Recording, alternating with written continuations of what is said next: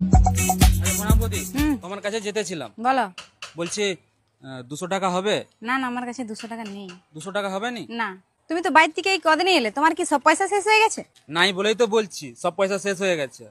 বলছি 200 টাকা হবে নি? না, নেই আমার কাছে 200 টাকা। 100 টাকা হবে? 100 টাকাও নেই। 20 টাকা হবে? 20 টাকা আছে। ওইটাই দাও। ঠিক আছে।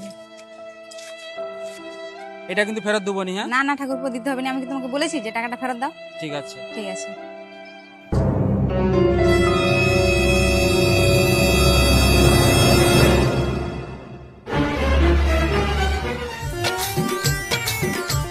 বলছি ঝুমা বৌদি, কাটা ছেঁড়া সেলাই হয়?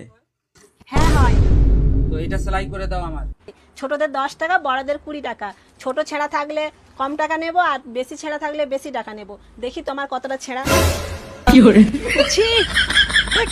প্লিজ ঝুমা বৌদি, এটা সেলাই করে দাও না। না সেলাই হবে করে না, দাও নিয়ে না, যাও, এখান please। থেকে নিয়ে যাও। দেখো আমার কাছে নতুন জাঙ্গিয়া কেনার মতো টাকা নাই, শুধু 20 টাকা আছে, এটাকে সেলাই করে আমাকে পরতে হবে। হবে না Please, তো এটা বললাম, করে নিয়ে দাও যাও, ওখান থেকে নিয়ে যাও। করে হবে দাও না। না প্লিজ। হবে না, নিয়ে যাও। দেখো আমি তোমার কাছে এখন এসেছি না, আমার ভিতরে কিছুই নেই, শুধু ধুতি পরেই চলে এসেছি।